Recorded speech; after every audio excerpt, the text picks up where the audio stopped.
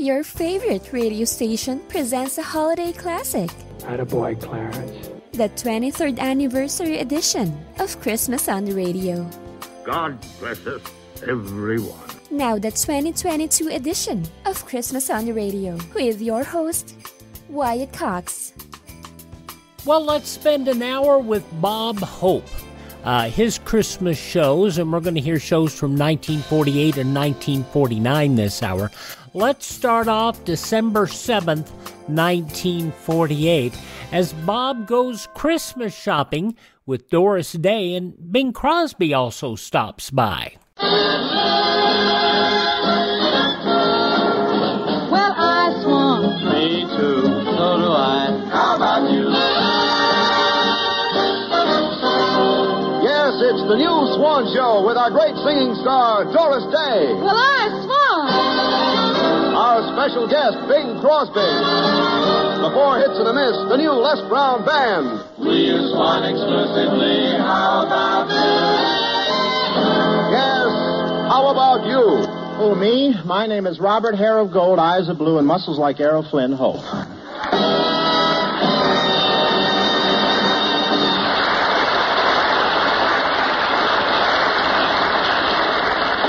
And now, Bob Hope's Swan's Eye View of the News. Berlin, Germany. The gap in Russian-American relations widened here this week when Germans living in the Soviet zone were forbidden to chew gum because it is too American. Berlin is now divided into 3 zones. Spearmint, juicy fruit, and stick it behind your ear, Fritz. Here comes the commissar.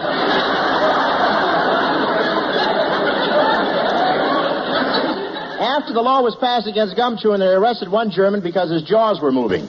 Policeman said, "You were either chewing gum, talking, or eating." The man said, "I was only breathing." Policeman said, "Let me see your permit." Do you imagine if they abolished gum chewing here in America? We'd be in an awful fix. What would hold the theater seats together? I owe a lot of wonderful memories to gum chewing. I used to chew it as a kid, and my girlfriend used to chew it too. In fact, when we kissed, sometimes it lasted 3 hours. Washington, D.C. Dr. Northern, a nationally famous biochemist, has proved to the Department of Agriculture that the addition of minerals to the soil produces vegetables that are more than 5 times as rich in vitamin content. They've injected so much iron into the celery, lettuce, and radishes that now if you toss a salad and it misses the bowl, it can break your leg. And the latest method is to drop the minerals on the soil from a plane. You have to aim carefully, though. One Pennsylvania farmer missed his field, and a mile away, John L. Lewis came running out of a mine shaft with a geranium popping out of each eyebrow.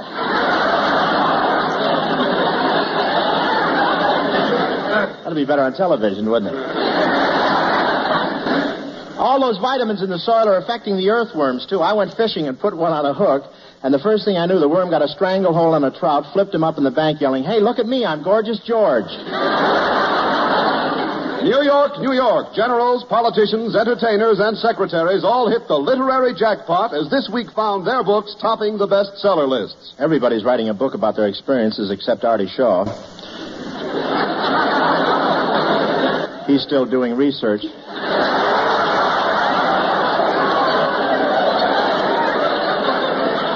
And Drew Pearson tried writing a mystery story, but it didn't work out. He couldn't control himself. In the first paragraph, he predicted who did it. I'm reading a book right now that's very interesting. It's about a traveler who's hiking around the United States, and when he comes to California, he thinks it's so beautiful that he sleeps at night under a rose bush. It's called The Case of the Quick Frozen Tourist.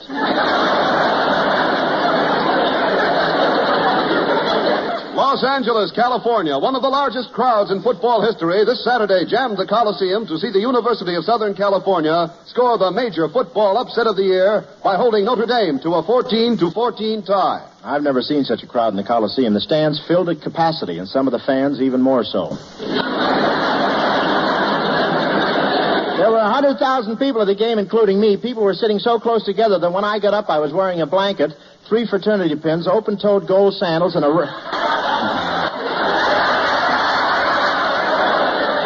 There's more, but if you don't want it, okay. Open-toed gold sandals and a raccoon coat with a student still in it.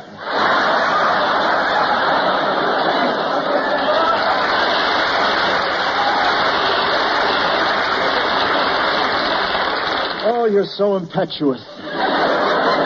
Boy, that was really a rough game. I never saw two teams knock each other around like that. In one play, a Trojan ran 40 yards for a touchdown, but they called him back. The ball he was carrying had ears on it.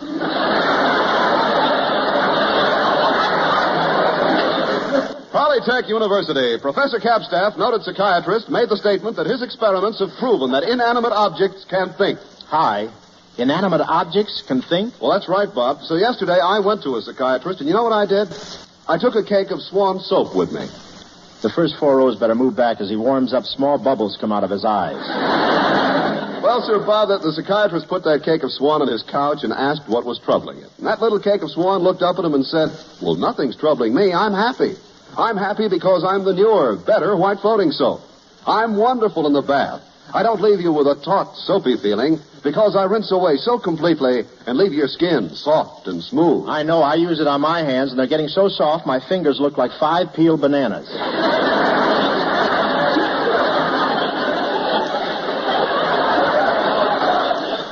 And then, Bob, the psychiatrist looked at the cake of Swan and said, I think you have a split personality. And the cake of Swan looked back and said, well, I'm glad I have a split personality.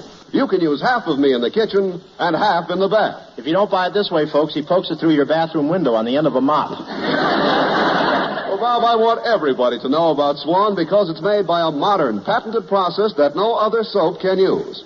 That's why when you use it anywhere in the household, you'll agree that Swan is better for bath, better for dishes and hands, better for baby. Swan is the best soap afloat. Well, Swan. Me too. Yes, sir. By cracky. Shall I wrap it up? Hey, half of Hope's humor's in the commercials for Swan. December 7th, 1948, the Bob Hope Show. We'll get back to Bob and Doris Day when Christmas on the Radio continues in just about a minute. Brought to you in part by MediShare. So right now may be the perfect time for you to rethink how you pay for healthcare. And here's why. Not only is it open enrollment for a lot of people, it's also a time you can join MediShare and save even more than usual. And it's true, the typical family switching to MediShare saves $500 or more a month, which is obviously huge for a lot of people. But what's more, they like it. MediShare has double the customer satisfaction rate compared to health insurance. Double. There are 400,000 members. They've shared over $4 billion in medical bills, and it really is a great community, too. People encourage and pray for each other. And here's the thing. If you join MediShare Complete right now, they'll waive your new member fees, and you'll save an additional 10% off all of 2023.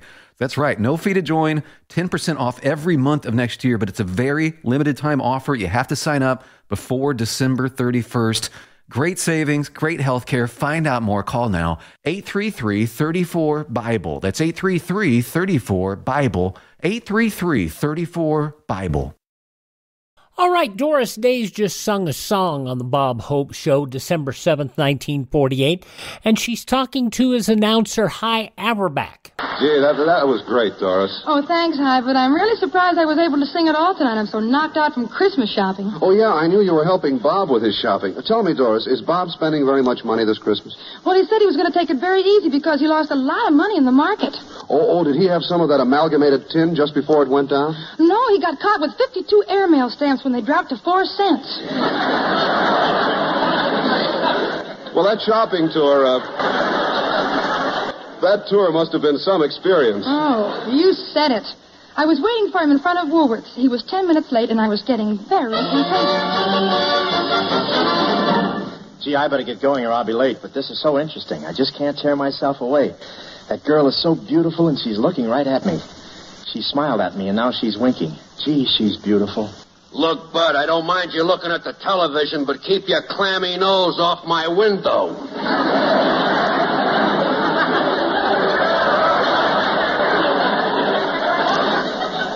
I didn't have my nose against your window. You did, too. And look at those 2 spots you made with your eyeballs. I'm sorry. Okay. Now take your stool and your little bag of popcorn and go home.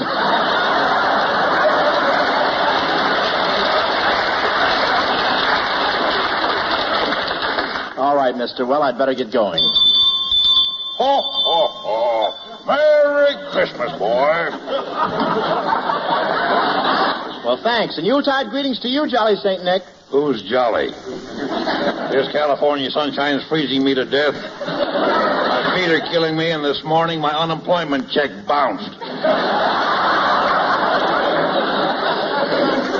Gee, are things really that bad?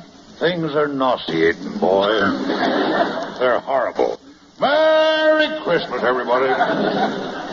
Put some money in the pot, boy.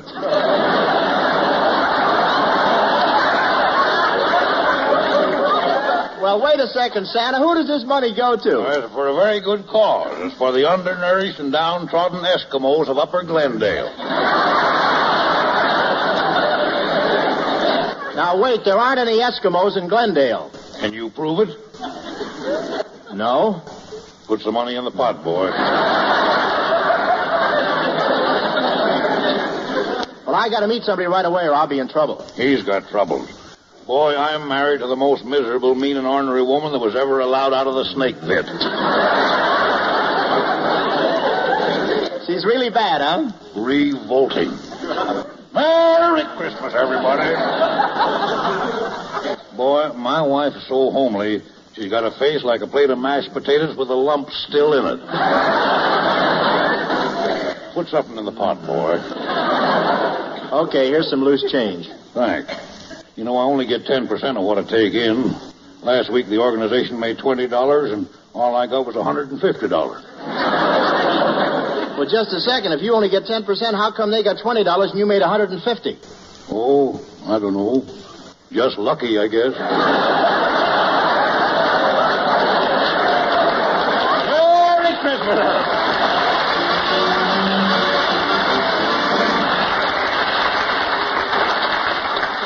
Oh, I'm sorry I kept you waiting, Doris, but here I am. Oh, that's all right, Bob, but you better give me your Christmas list so that we can get started now. I don't know which present to buy first. Well, you should always buy the first gift for the person you love the best. But, Doris, I've got everything.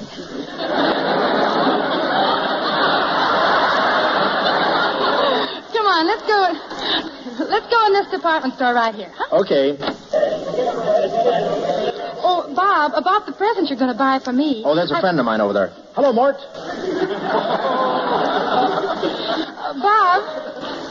Bob, when you buy a gift for someone, don't you agree that you should buy them something they really want? Oh, naturally. Good. Well, I want either a real emerald and ruby bracelet and a full-length ermine coat trimmed with mink, or a platinum diamond wristwatch studded with diamonds. Hello, Mort.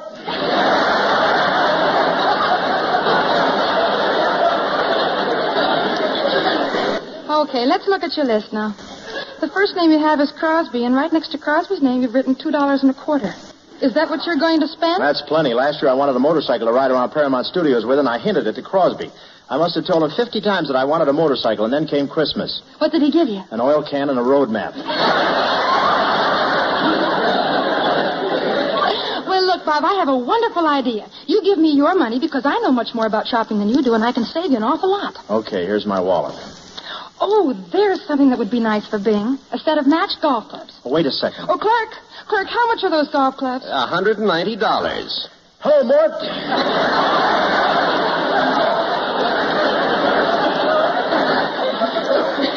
Oh, gee, I think they're wonderful. Doris, wait. And how much is that bag that goes with them? That's $200. It's just what we want. Doris, wait. We'll take the bags and the clubs. Let's see, that's $390, right? Yeah. Okay. Here's $400 and keep the change. Mort, where are you? Well, Bob, let's get going now because we... Wait a second, Doris. I want to ask this floor walker something. Pardon me, mister. Yes, sir. Can I help you? Hey, look. It's High Everback. Yeah, get a load of him in a cutaway coat and striped trousers wearing a gardenia. All floor walkers wear gardenias. In their hair?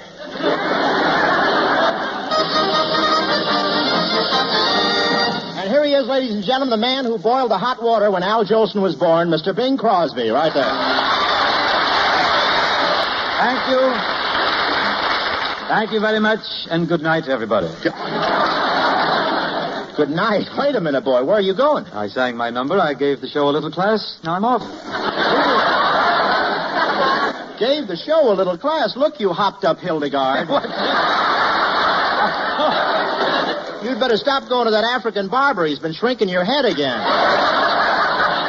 Flattery will get you nowhere, Saggy. Now, come. Where's this new show of yours everybody's been talking about? Well, haven't you heard? I'm on for Swan this year. They make soap, you know. Yeah? It's too bad it's not something you use.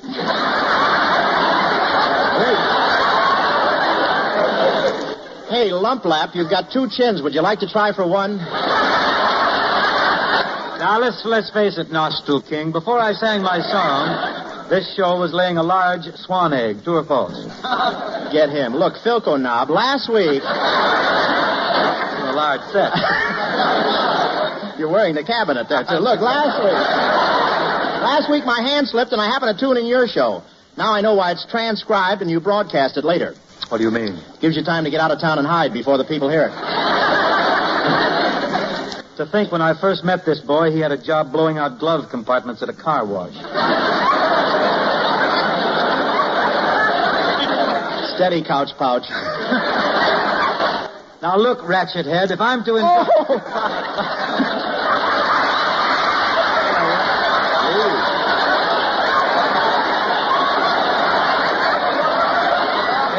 Wait, late writing, wait.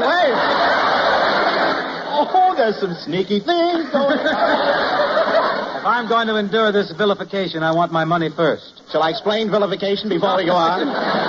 He'll understand it around Gonzaga anyway. How about that? He's been on the show for 3 minutes and he's worried about the loot. Bing, what are you knocking yourself out for? After all, you know you can't take it with you. I know, so I'm sending my brother Everett on ahead to open up a charge account for me. I'm ready.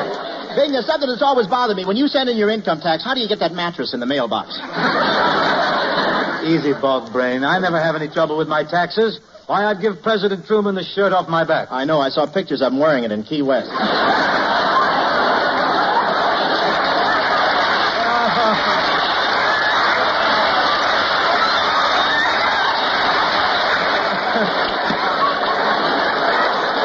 What's that you're wearing there? Tamale husk with a belt in the back? It's nice of you to slip your coat on for this anyway.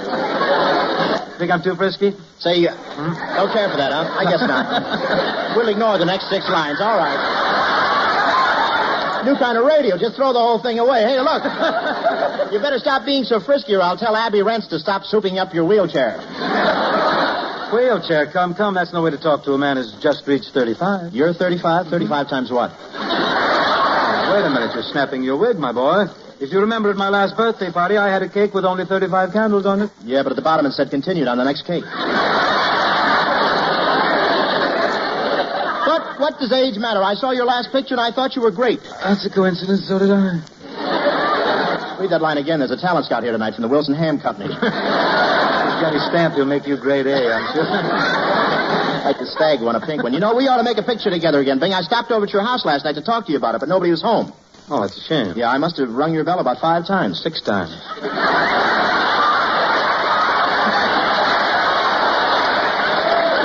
Oh, so it was you up in the window with the hot oil, huh? Look, Vigor, old voice, you're just jealous because I made the pale face without you. Me jealous of Bob Hope? Mm-hmm. I have so much more than Ho's nose. Why should I fight it?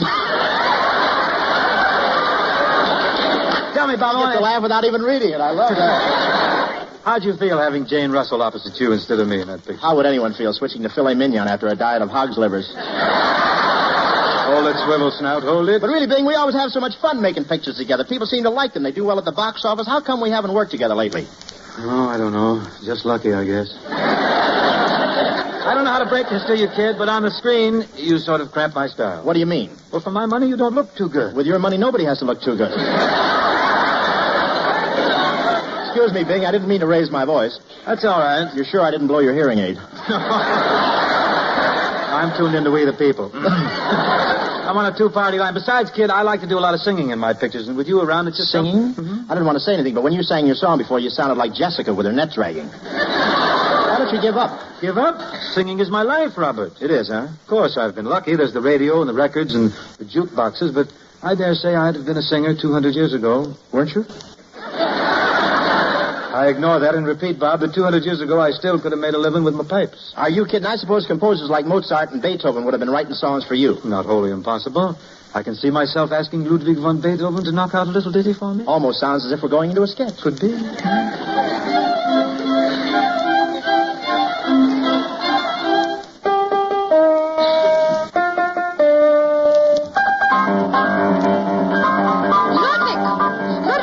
Beethoven, start that racket and finish that symphony already.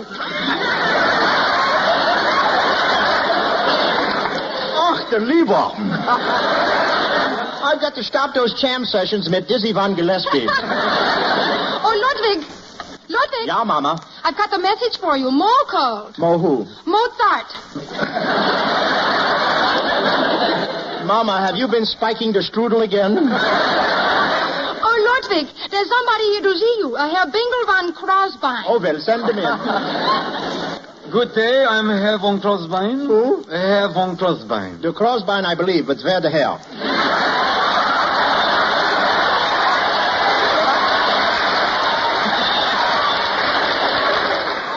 Say, tell me, is that your nose, or are you eating a sausage there? What can I do for you? Well, I'm a singer. A broken down schnook like you is a singer?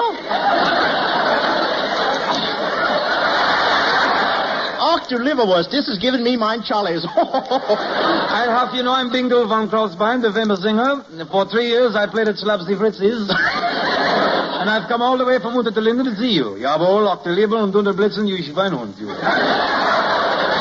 Lean back, Dummkopf, you're getting Limburger on the microphone. Believe me, that's an improvement. Look, Beethoven, I got a deal for you. You're a composer, I'm a singer. All right, let's try a song together. Good, we do that. You know, Crosby, I dedicated this composition to that wonderful restaurant that used to be on Oberhauser Street. Oh, yeah, you mean that delicatessen place where they had those king-size pigs' feet? Yeah. Heine worked behind the bar and he had a big red nose. Mo would make the Wiener Schnitzel and the sauerkraut with the meanies in the middle. What a wonderful place was Heine's and more. They never would light out the lights, 'cause the place would never close. And Schultz would play a squeeze box all of it off to leave us such a beautiful small. You could blow your top in Heine's and more.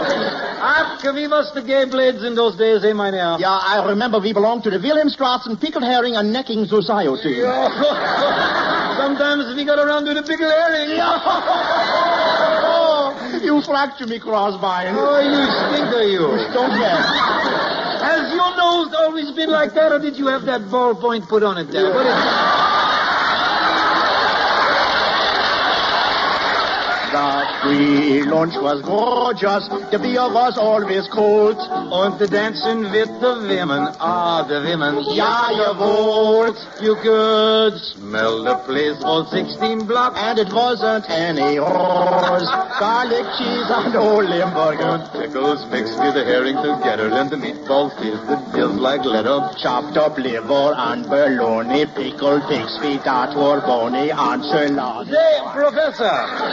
What is it? Now you heard me sing. How do you like my voice? Please, not while I'm eating. Let's go where the place is jumping. Let's all go down to Heine's and more. December 7th, 1948, Bob Hope on Christmas on the Radio. We'll move past a year to December 20th, 1949 in a moment.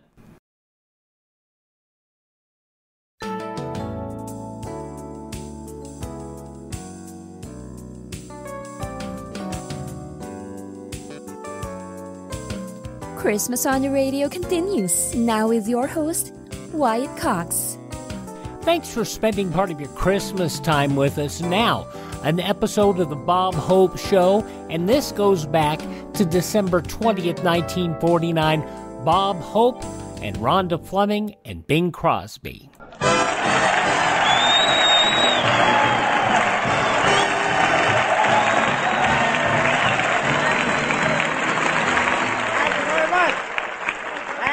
How do you do, ladies and gentlemen? This is Bob welcoming the Ohio State football team, Hope, telling you fine athletes to use Swan soap in your showers. You'll be so fragrant in the Rose Bowl, you'll confuse the opposing powers. And before the California team makes a tackle, they'll say, pardon me, you one of the players or one of the flowers? Yes, sir, we have the Ohio State football team in the audience tonight. The NBC ushers got scared when they saw all those big husky bruisers walk in. They thought it was another raid by CBS. And there was really excitement when the Ohio State boys started tearing down all the signs in the lobby. They thought the NBC stood for Nothing Beats California.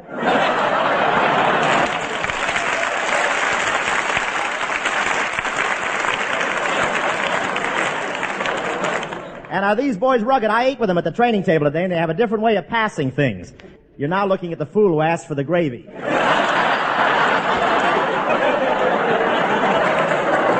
Isn't this a nice polka dot suit, huh? I played conference football, you know. Played conference, really I did. The coaches always held a big conference on how to keep me off the team. Really, I'd have been a great lineman except for the way I was built. When I crouched down, my weight was facing the wrong team.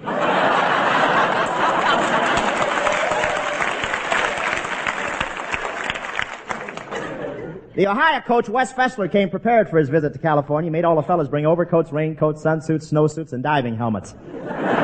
But we fooled them. They were here 4 hours, and they ran out of clothes.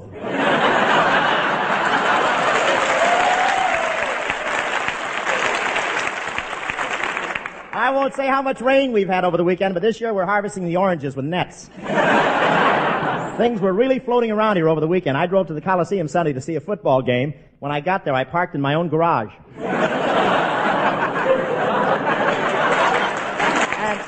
And before the game, they tossed to see what team would have the tide with it. Yes, sir. The Los Angeles Rams were playing the Philadelphia Eagles in the Coliseum, but after the first 10 minutes, it looked like the Long Beach Mud Hens playing the Signal Hill Gophers and the La Brea Tar Pits. The whole thing looked like a taffy pull in a coal mine. I've never seen anything like it. I was surprised to hear the Ohio State team is staying in Pasadena. Pasadena. Well, we all have to go sometime.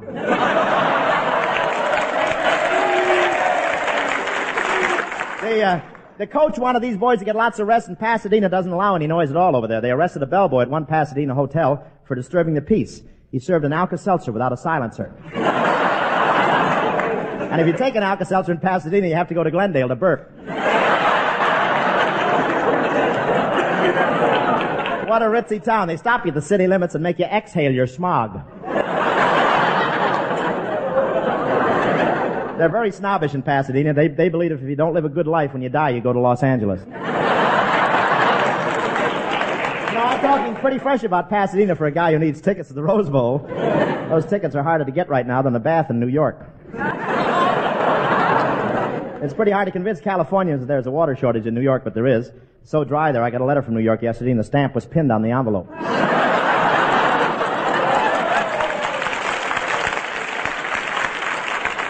I hope they adjust that condition soon, because with the water shortage, people are drinking so much milk that last week on a New York farm, one cow turned to another and said, "I hope this thing is over soon, dear. It's certainly been a long pull."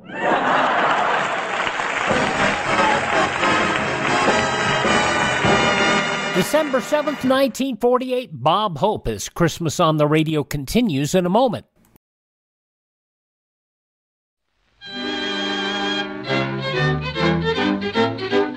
And here's the Cinnamon Bear. The oldest known children's Christmas cereal in radio history, the Cinnamon Bear, featuring some of the most popular actors in radio history, including Elliot Lewis, Joseph Kearns, Verna Felton, Lou Merrill, Frank Nelson, Howard McNear, and child actress Barbara Jean Wong.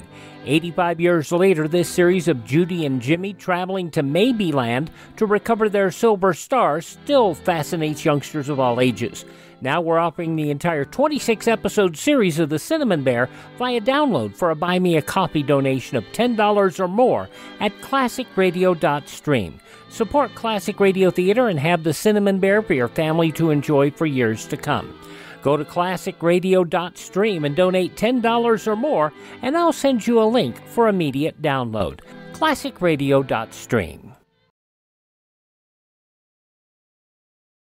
Christmas on the Radio continues with more of the Bob Hope Show from December 20th, 1949.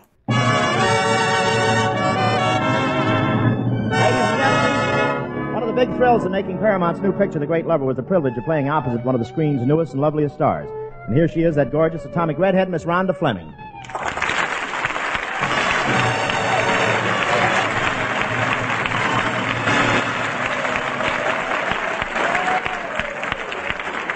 Welcome to our little swan bake, Rhonda. Well, thank you, Bob. That was a wonderful introduction, by the way. But why should I get all that applause? Well, the Ohio football team is in the audience. They know a good formation when they see one. Hi, you fellas. Gee, you're certainly a lovely vision tonight. With those green eyes and that red hair, you look like a traffic signal. A traffic signal? Uh-huh. Well, it's lucky for me your age put you in the safety zone.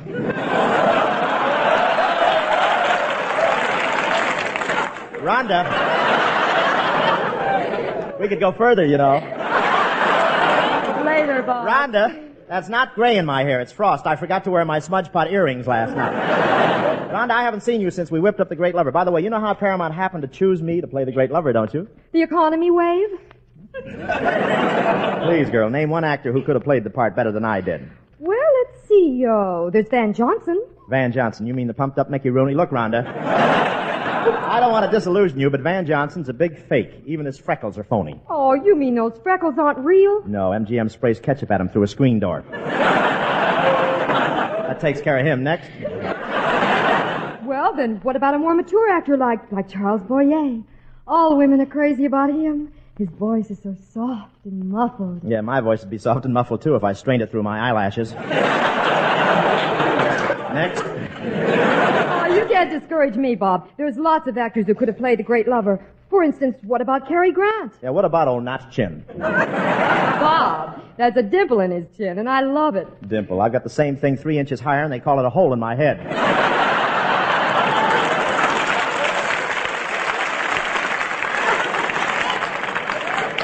But honestly, Bob, making a picture was lots of fun. And I especially enjoyed the song number we did together. Yeah, hey, while you're here, why don't we knock out a quick chorus of Lucky Us with scenes to match? All right. I always wondered what happened to that couple in the song.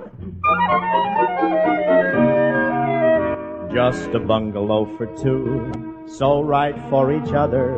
We won't need a view, we'll see one another. No glamour around us. But aren't you glad we found us, gee? Lucky us. Imagine, Robert, we're actually married at last. Yeah, and wasn't it a wonderful honeymoon? Mm-hmm. But I still think we should have gone together.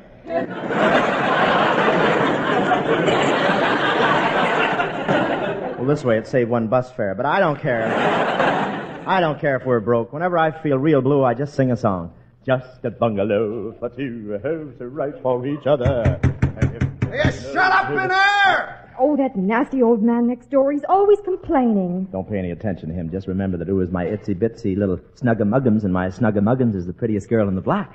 Ah, you mustn't say pretty things like that, Bobby. You'll turn Snuggum's head. Never mind Snuggum's head. You're turning my stomach.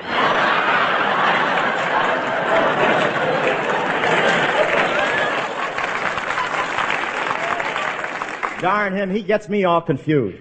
Robert, what are you doing? Well, I didn't want to show you till I finished. Come on now. What are you doing? Oh, I'm sewing little things. Robert, you didn't tell me. Well, I wanted it to be a surprise. I'm making a shower curtain for the canary's bird bath. Oh, how cute. How about giving me a kiss? Okay, we'll handle this, kid. Don't worry. Okay. Here, now, you give it back. All right, there. Got it? Uh-huh. Now, I'll give it back to you. No, I'll give it back to you. Then I'll give it back to you. I'll wait for a fumble if it takes all night.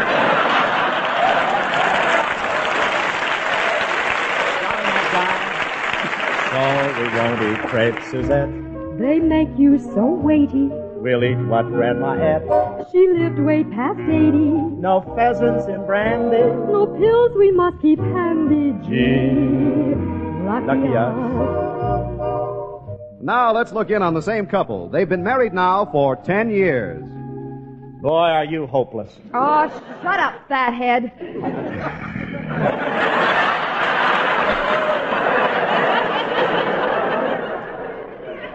Pretty vicious reading, I thought. 10 years we've been married and you ain't learned to cook yet. What happened to the sardines tonight? Well, how should I know? When I got ready to serve them, all I did was pour something over them called vodka.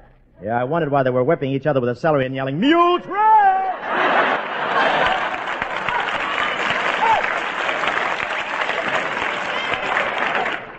know why I ever married you in the first place. Are you kidding? We've been married 10 years. You still don't know how to cook. What's wrong with my cooking? Well, you shouldn't be so careless with the ingredients. Yesterday I found a razor blade in the biscuits.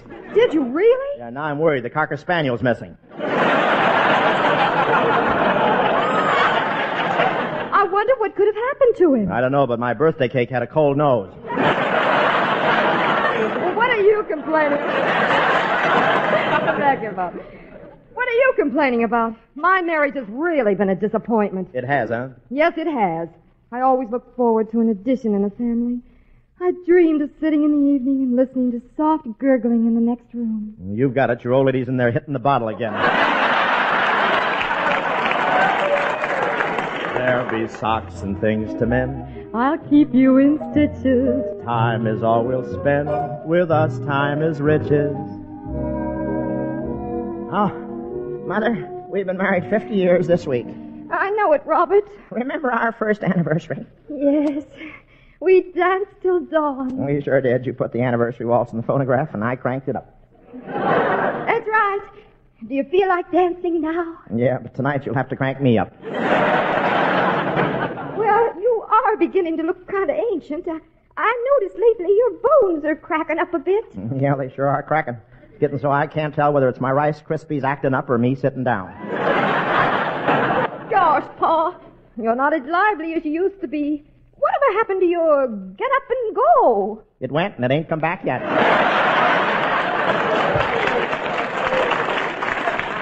Don't bother me for a few minutes, Mo. I'm kind of busy here. I'm writing a letter, and if I get the right kind of an answer, they'll be calling me the great lover again.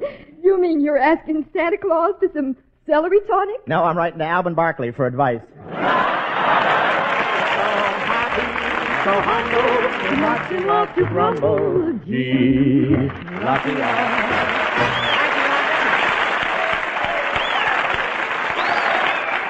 Ladies and gentlemen, there are only 4 more shopping days until Christmas. As usual, Bob Hope neglected to do all his Christmas shopping. So we find him now walking along Hollywood Boulevard, making his way through the crowds.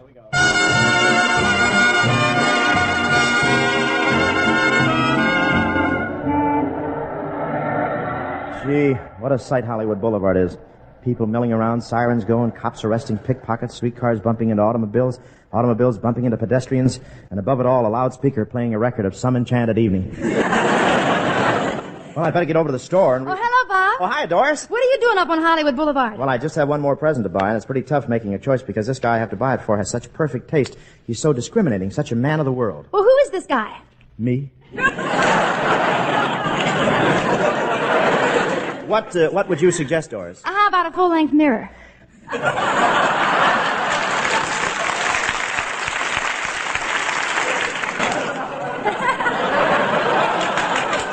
We'll cue you when we want you, you know. No, I've got a full-length mirror, Doris. I've got one of those already, and it's got a special attachment. A special attachment? Yes, every time I look at myself, a hand comes out and slips me a note that says, "Oh, you're a beautiful doll."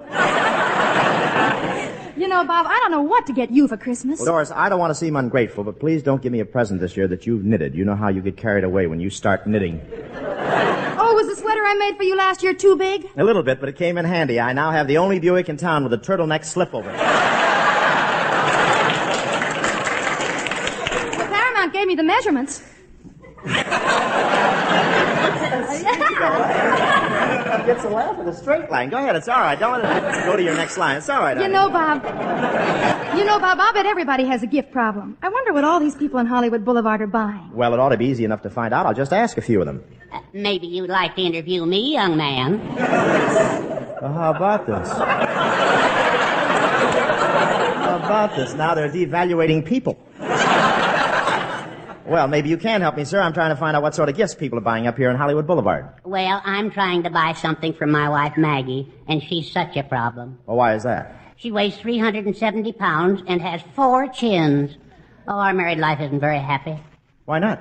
I never see Maggie alone. Well, what are you going to buy your wife? Oh, dear, I just don't know what to get her. Last year, I bought her a bathing suit, but she didn't look very good in it. Because she's so heavy? No, it's on account of her tattoos. You married a tattoo woman? Yes, I had to. I couldn't afford a television set.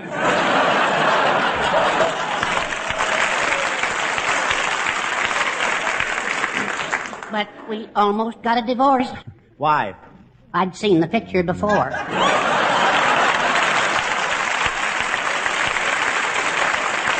thanks very much. Gee, there's a lot of people up here on Hollywood Boulevard. I wonder who I ought to talk to next. Oh, here comes someone. It's a woman. I think it's a woman. Hello, Mr. Hope. I was wrong. It's Irene Ryan. Are you up here buying Christmas presents, Miss Ryan? Yes, I just came out of the Broadway Hollywood, and it was so terribly crowded that I got shoved along into the furniture department, and a terrible thing happened. What's that? Before I knew it, I'd been gift-wrapped and sent to a family in Glendale as an early American coffee table. Well, there is a resemblance. You both have knotty pine legs. I know. Aren't they sporty? Well, I guess you're happy that you got all your Christmas shopping done, huh? Oh, no, I'm not happy at all. I just hate the idea of being away from my folks at Christmas. I'm especially homesick today because I just got a letter from my mother. From your mother? Yes. I've got the letter right here. She writes to me, Dear George. Dear George? Yes. I always wore my brother's hand-me-down clothes, and we never got around to telling Mother.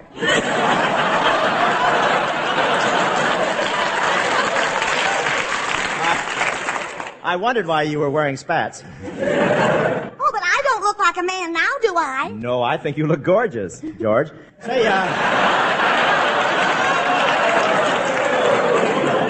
worked that out pretty well, you know. Go on with the letter, Miss Ryan. Okay. The letter says, well, it's Christmas time again, and we certainly do miss you. Here at home, we have the usual cold weather. The snow and ice brought on an annual attack of lumbago. It's a little better now, but I still have a terrible pain in the neck. That reminds me, how are you, dear? Gee, it's lonely without you at Yuletide season. Last night, your father and I sat in the living room staring at your vacant chair. Then we got out the family album and looked at all the pictures of you. I think we were better off staring at the vacant chair. We would like to see you soon, dear. Your room is exactly the way you left it. We sure wish you'd come home and clean it up. Well, goodbye, Mr. Hope. Goodbye, Miss Ryan.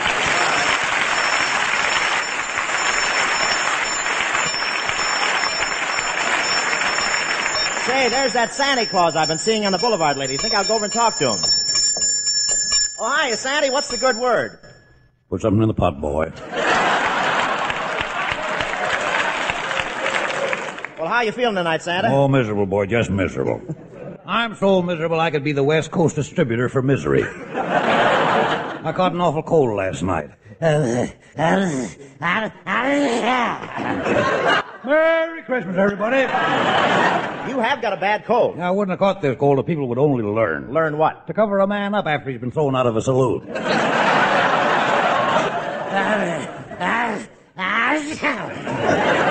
Should have worn my windshield wiper. I could have had double pneumonia. Really? Yeah, but I didn't want to make a pig out of myself. Come on, put something in the pot, boy. Well, what are you doing for your cold, Santa? I was going to buy some cough drops, but they cost a lot of money, and I was going to buy some bromoquinine, but I didn't want to spend the money for that either. You know, there's a lot of scotch in you. Well, don't stand so close to me, you won't notice it.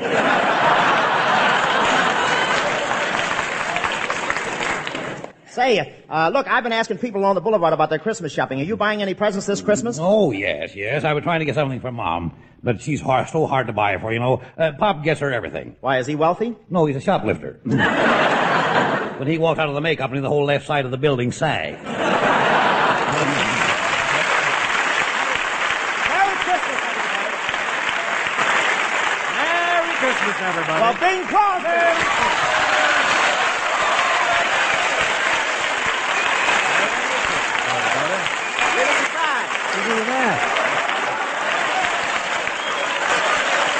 California he's wearing that. I guess I want to get killed. How are you, Dad? Nice of you to drop in.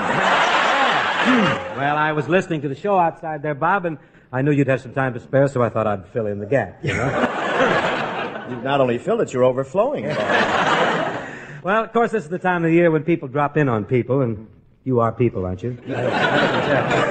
The insults I have to take to get a free guest star. What's that, Robin? Just open your mouth and let's have it, Dad. Silent night, holy night, all is calm, all is bright, round yon virgin, mother and child, holy infant, so tender and mild, sleep in heavenly peace, sleep in heavenly peace. Yes, sir, what a fortunate family the Crosbys are to be able to sit around the tree on Christmas Eve and sing the carols with Tin Pan Alley's St. Nicholas, the one and only Dare Bingle.